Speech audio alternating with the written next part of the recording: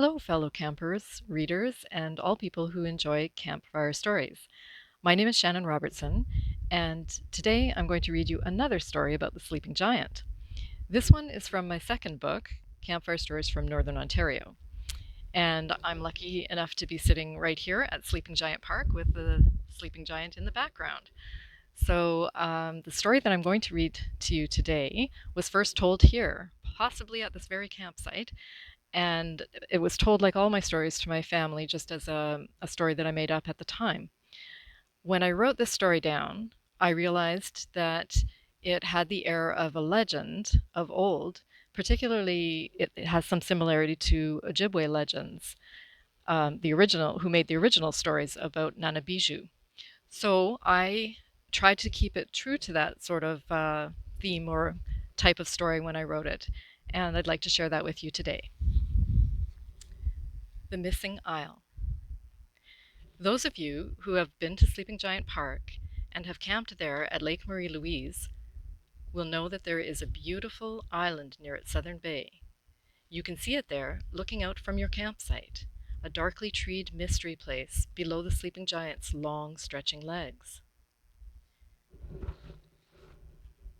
A long time ago, long before the Europeans arrived to wrestle the silver out of the deep mines below Lake Superior, there was, for a time, another, much larger island right in the middle of Marie-Louise Lake.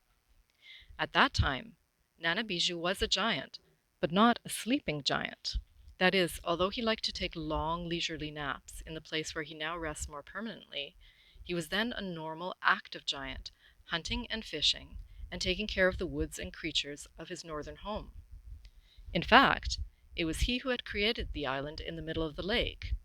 When 𝐓𝐡𝐞 said he needed a place to rest while flying across the wide water, and Kingfisher complained that he didn't have a good spot to perch and search for pickerel and pike.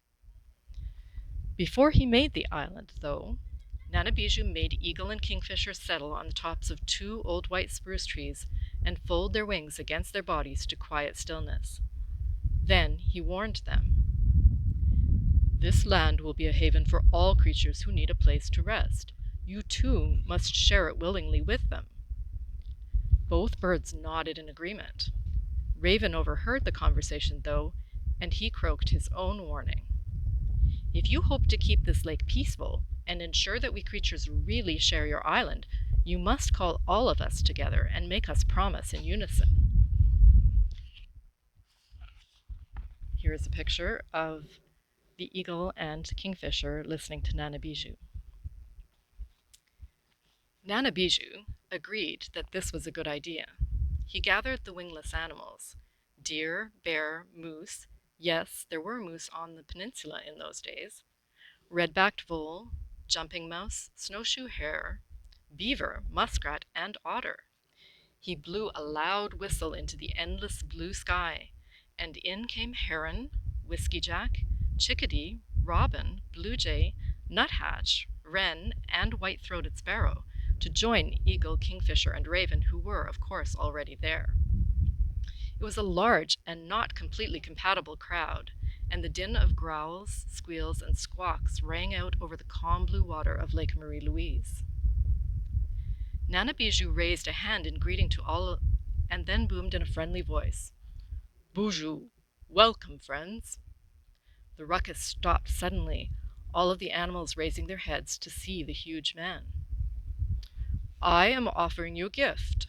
I will raise a sheltered and shady island in the heart of our lake for all of you to use as a resting place in your journeys. I offer this gift freely, but I expect you to treasure it and share it happily with each other. Will you promise to do that?" A chorus of voices sounded out together in delight and agreement. "Yes! How wonderful! Of course we will share." Based on the animals' enthusiastic voices and vows, 𝐵𝐴𝐵𝐴𝐵𝐴 reached his long arm down into the lake, and with a mighty grunt and some secret words of power, he raised a large, bountiful island up from the deepest depths. The island he raised from the depths of Lake Marie-Louise was beautiful and abundant with trees and plants. Somehow, almost certainly magically, It already possessed full-grown trees and shrubs. Giant white pines arched their fluffy branches into the blue sky. White birches and trembling aspens waved their leafy green limbs in the summer breezes, inviting yellow warbler and black-capped chickadee to search for insects among their shady crowns. It was as if the giant had transplanted a mature forest there intact, and perhaps he had.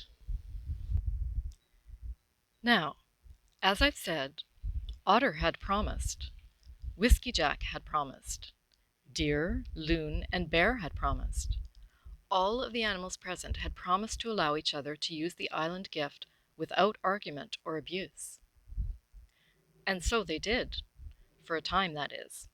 For the rest of that summer, and the fall and winter that followed, 𝐓𝐴𝐵𝐵𝐺𝑢's long afternoon naps at the end of the peninsula were deep and undisturbed. When Kingfisher perched in a white birch snag next to Eagle, the big raptor did not raise his wings to warn the smaller birds away, nor cry out his displeasure at sharing his lookout over the bass-filled bay below. When, in the rich marshy bay at the island's south end, Muskrat dug himself a den in the muddy bank, very close to Beaver's newly built lodge, Beaver did not gnash her teeth nor hiss at him. She merely went about her business, cutting down young aspen trees and storing away their tender, leafy young branches in her underwater cache, a winter food supply for her family. In fact, in August, when the blueberries ripened in dense patches in the sunny clearings of the island, even Bear did not harass Fox, Whiskey Jack, or Chipmunk, as they all set to nibbling the plump, sweet indigo berries. Almost every animal came to enjoy the bounty of 𝐓𝐴𝐵𝐺𝑢's island. Even wolf and lynx, mainly out of curiosity, swam over to sun themselves on the rocky promontories of the west banks, though they did not tarry long, for they knew there was no food available to them under 𝐓𝐴𝐵𝐺𝑢's edict. Predators were not allowed to hunt prey on the island, as the giant intended it to be at least a temporary refuge for all of his fellow creatures. And so, as I've said, the island brought comfort and joy to all of the animals who shared it during that first year. As the long days of summer drifted hazily away, Eagle and Kingfisher welcomed autumn's shorter, cooler days, for the clear blue skies brightened the island and the waters surrounding it, making their search for fish swifter and easier. Loon swam contentedly in the marshy bay, warbling sweetly to his mate and his two almost grown chicks, who had hatched in a nest of the sheltered marshy bay and grown strong and healthy on crayfish and pike off the island's shores. Red-backed foal and deer mouse feasted on the abundant fruit and seed from the woodland flowers that carpeted the forest floor of 𝐓𝐴𝐵𝐺𝑢's island, bunchberry, creeping snowberry, cranberry, and many more, while short-tailed shrew found plenty of insects to keep herself and her growing family well fed. Even in December, when winter's blanket of soft white snow settled on the broad drooping branches of white pine and cedar, lending a fresh ivory carpet to the forest floor, when the ice began to form along the island's shore, gradually thickening and spreading toward the mainland surrounding Lake Marie-Louise, even then the animals who stayed on the island settled peacefully into their winter routines, or in some cases their hibernation. Bear dug a large cozy den under the north side of a big blocky boulder, and he didn't grumble when Chipmunk dug her own hibernation hole on the east side of the same huge rock and scurried about filling it with seeds and berries for spring or for a midwinter snack. Yellow warbler and winter wren and many of the other small birds had of course already migrated to sunnier southern realms for the cold season, but chickadee and nuthatch continued to sound their cheery calls, chickadee-dee-dee, and ank, ank, ank, ank, from the snowy branches and trunks of the white and black spruces. Ah, 𝐓𝐴𝐵𝐺𝑢 sighed loudly and frequently. He was pleased with his creation and with the joy it brought to his animal friends. He spent many autumn and winter afternoons slumbering contentedly on his forest bed beside Lake Marie-Louise, lulled by the happy chatter of the birds and mammals on the big island in the middle of the lake. But, unfortunately, this tranquility did not last. Perhaps it was the gnawing hunger that haunts even the luckiest hunters and foragers of the forest by late winter. Or maybe it was the arrival of many new babies, each with their own hungry mouth needing to be fed, and their tiny bodies requiring the shelter and warmth of a nest or a den. Or possibly it was just the passage of time that softened the critters' memories, allowing them to forget their vows to tolerate one another and share their newfound home. Whatever the case or cause, by the time the ice had begun to crack on Lake Marie-Louise and the birch trees started dropping their caterpillar-like catkins of seed onto the melting snow, grumblings and whinings could be heard on every corner of 𝐵𝐺 Island, from the spire-like tops of the thick green balsam firs to the muddy burrows along the banks of the marshy southern bay. "Stop tapping on my house," Red Squirrel angrily scolded Downy Woodpecker, as the small black and white bird searched for grubs and beetle larvae in the crevices of the old spruce that hosted Red Squirrel's den hole. "You should stop littering the forest floor with your messy pinecone scales," tutted Downy Woodpecker defensively. The situation on the ground was no better. Bear growled at Chipmunk for waking him up with her noisy chipping, threatening to thrash her with his enormous curved claws. Chipmunk, who was only trying to find a mate, fled to the branch of a nearby cedar, where she berated Red Squirrel, who took the opportunity to raid the remains of Chipmunk's winter stores. In the marsh, Beaver chastised Muskrat for riddling her neat bank edges with holes, and Otter complained that Beaver's aspen clippings were littering the marsh waters, making it hard for him to spy the pickerel hiding in the already dense water weeds. Loon wailed that everyone was disturbing his mate from nesting peacefully. The endless quibbling was making it impossible for her to stay on their eggs to keep them warm. And Raven croaked a loud warning to all and sundry that their noisy descent would not end happily for any of them. As you can imagine, all of this hubbub did not escape 𝐵𝐺's notice. On several spring days he was wrenched from a peaceful dream by the chorus of groans, grousings, and grumblings. Each time he would have to stand up on the shore of Lake Marie-Louise, cross his arms, and with a stern glare in his eyes, lean over the waters, casting his big dark shadow across the wide island. At first, this alone would stop the uproar immediately, the animals each remembering their vow to share and get along together, and realizing, with some fear, that the giant was more powerful and much bigger than all of them, Bear included. But after a few such instances, 𝐵𝐺 had to add his voice to this process to put a halt to the commotion. "Furred and feathered friends," he would begin, "did you not agree to graciously share this island haven if I created it for you?" Though his tone was patient, his naturally booming voice was certainly enough to get their attention. All the animals would stop in their tracks, wide-eyed, and reply enthusiastically, "Yes, we did." "Well then," 𝐵𝐺 would say, raising an eyebrow, "will my naps be disturbed again tomorrow, or the next day?" "No, definitely not," birds and mammals would chime together. "That is good," 𝐵𝐺 would nod. "Please go on then, and enjoy your cherished island." Usually, the animals would abide by their renewed vows for the morrow and another day or two after that. But as the spring days lengthened and the sun warmed the island, turning forest floor into a carpet of green, the arguments became more frequent and fierce, and days without the sound of strife and anger were few and far between. The hullabaloo was so great that one summer day Wolf and Lynx swam curiously back to the island, and seeing the creatures as so distracted by their arguing, took the opportunity to try to catch Beaver and Snowshoe Hare for their suppers. 𝐵𝐺, alerted by the frantic squeals of Hare and the frenzied splashings of Beaver, had to intervene, placing one foot onto a rocky promontory of his island and sternly waving Lynx and Wolf back into the waters of the lake, where they swam swiftly to the eastern shore, away from the giant's mighty reach.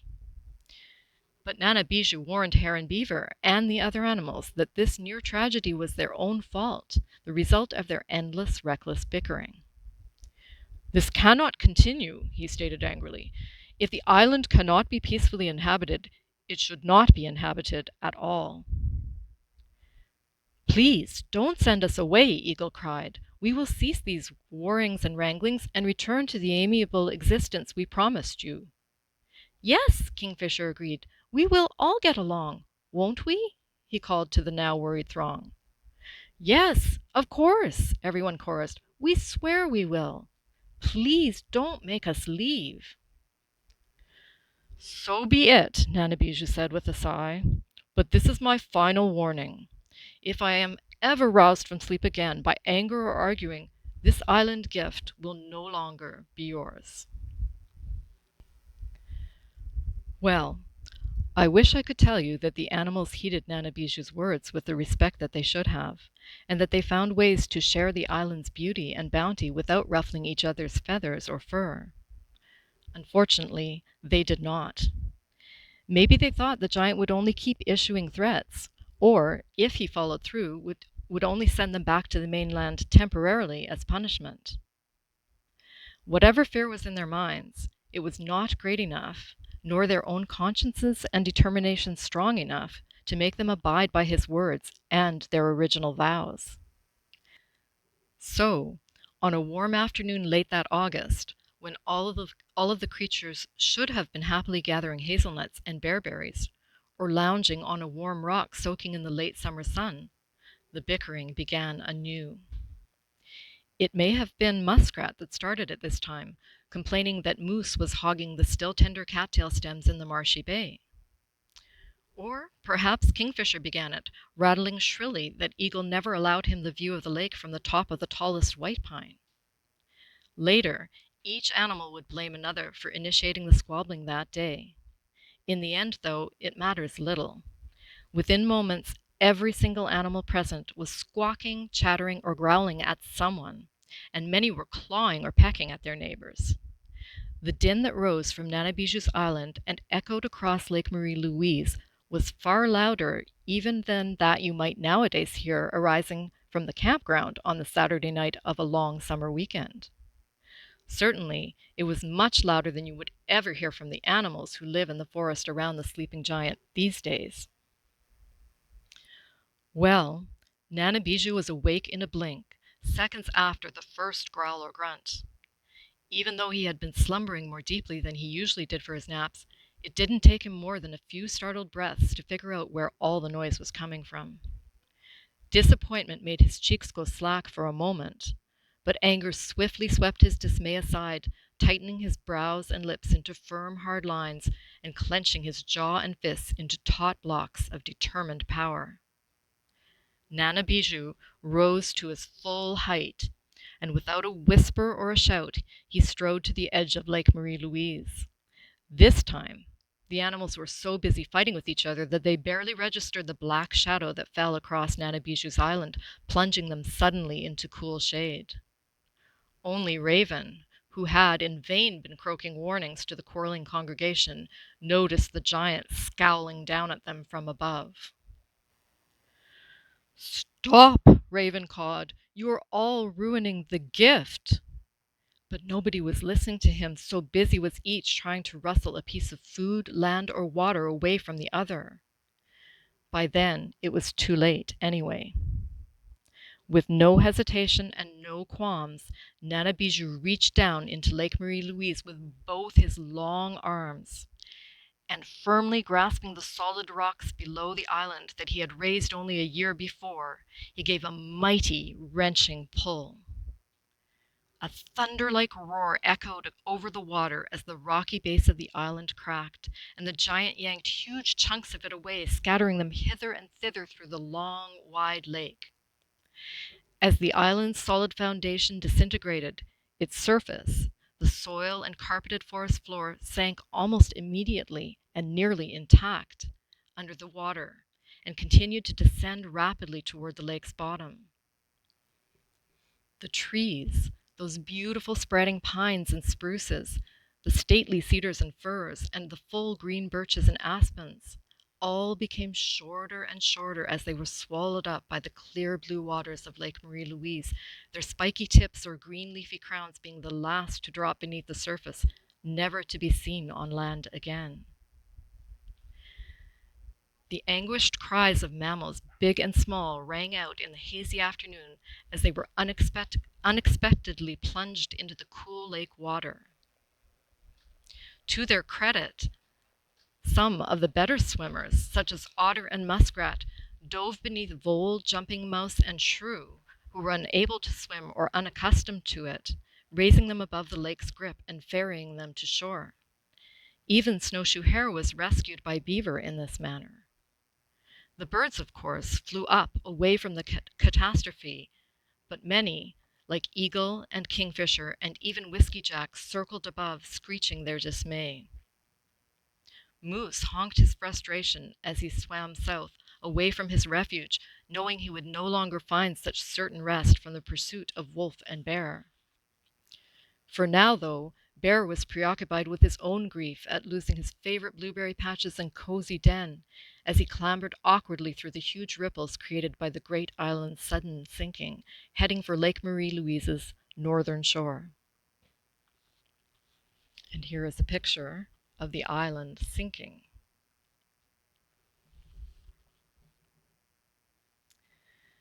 𝐓𝐴𝐵𝐴𝐽𝐽, satisfied that his task was complete, straightened up, and turning his back on the forest creatures, at least for the time being, strolled to Sawyer Bay, where he took a mighty dive into the icy waters of Thunder Bay, trying to wash off the anger and sorrow that the day's events had provoked. By the time the sun set in the hills west of Lake Marie-Louise that evening, 𝐓𝐴𝐵𝐴𝐽𝐽 had returned to his usual resting place for his night's slumber. The forests around the lake lay calm and quiet, or so it seemed. If you'd been there, though, and listened carefully in a cedar grove or a thicket of black spruce, you would have heard the sobbing and whimpering of each of the former inhabitants of 𝐓𝐴𝐵𝐽𝐽's island, every one of them bemoaning the loss of their new home and their foolish role in bringing about its destruction. On the lake itself, there was no sign that the big island had ever stood. Yes, the island that you know today near the big bay at the south end of the lake was there, but the center of the main lake lay flat, bare, even ripple-free on that somber summer's eve. 𝐓𝐴𝐵𝐽𝐽 continued to care for his northern forest and its inhabitants, but he never mentioned his island again, and neither did any of the animals who had lived there. Nor did eagle, kingfisher, otter, beaver, or any of the animals ever ask the giant to create another grand island on Lake Marie-Louise as a refuge for them to rest or live upon. That was the last anyone saw or heard of 𝐓𝐴𝐵𝐽𝐽's island, except for Loon's haunting warble, which you can still hear at dusk as he mourns the loss of his marshy nesting bay on the Big Isle. So, today, when you view eagle perched high upon the white birch snags that tower over the small island of Lake Marie-Louise, or see kingfisher darting and dashing along its spruce-thick shore, or chance upon a beaver slapping her tail in the big marshy bay north of the isle, or of course hear Loon's mournful cry at night, think of the missing isle, the big one that 𝐓𝐴𝐵𝐽𝐽 created as a refuge for his forest friends. If only they had been able to keep it safe by respecting one another and sharing it willingly. Perhaps one day 𝐓𝐴𝐵𝐽𝐽 will give them another chance.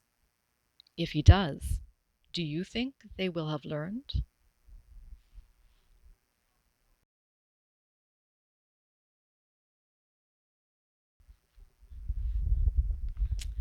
And that is the end of The Missing Isle.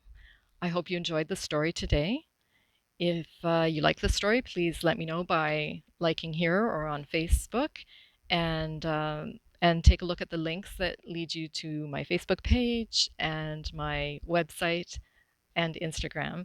And you can find the books at Chapters in Thunder Bay and online at Amazon and some other local stores in Thunder Bay, and the lists are on Facebook and on my website. Thank you very much for joining me for this story, and Hope you enjoyed it. There's another one on my channel as well. And if you like them, look for the books. Thanks very much. Happy camping. Bye-bye.